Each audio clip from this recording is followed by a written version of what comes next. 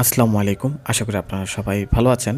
আপনারা দেখতে পাচ্ছেন যে ছবি লাফালাফি করতেছে। তো আজ আমি এই ভিডিওর মাধ্যমে জানিয়ে দিব সকল প্রকার সনি টিভি যদি 3 টাইম, 4 টাইম এবং 5 টাইম, 6 টাইম ব্লেকিং করে, যারা কাজ করেন এবং যারা কাজ করেন না তাদের জন্য এই ভিডিওটা খুবই গুরুত্বপূর্ণ।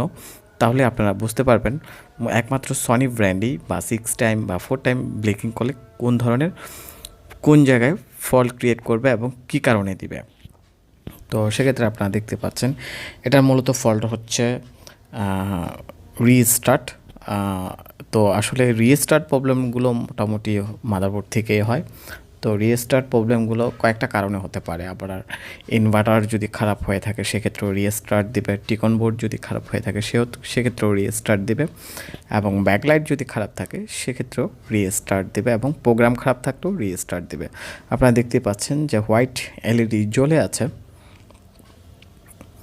তো এবং হোয়াইট এলইডি এবং মাদারবোর্ডের যে অপটিক্যাল যে এলইডিটা থাকে ওইটাও কিন্তু সাথে সাথে রিস্টার্ট দিবে এবং সনি এসে রিস্টার্ট দিবে। তো সেক্ষেত্রে এই মাদারবোর্ডগুলো ঠিক হয়। আপনারা চাইলেই সরাসরি আমার শপে চলে আসতে পারেন। আর যারা হোম সার্ভিস চান সেক্ষেত্রে আমার স্ক্রিনে দেওয়া নাম্বারে সরাসরি যোগাযোগ করতে পারবেন। আমরা সকল প্রকার সনি, স্যামসাং, এলজি মাদারবোর্ড এবং power supply tcon board sell করে থাকি এবং রিপেয়ার করে থাকি।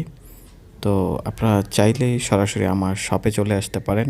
Dhaka Bangabandhu national stadium 147 shop number, Ayesha electronics. সরাসরি চলে আসতে পারবেন।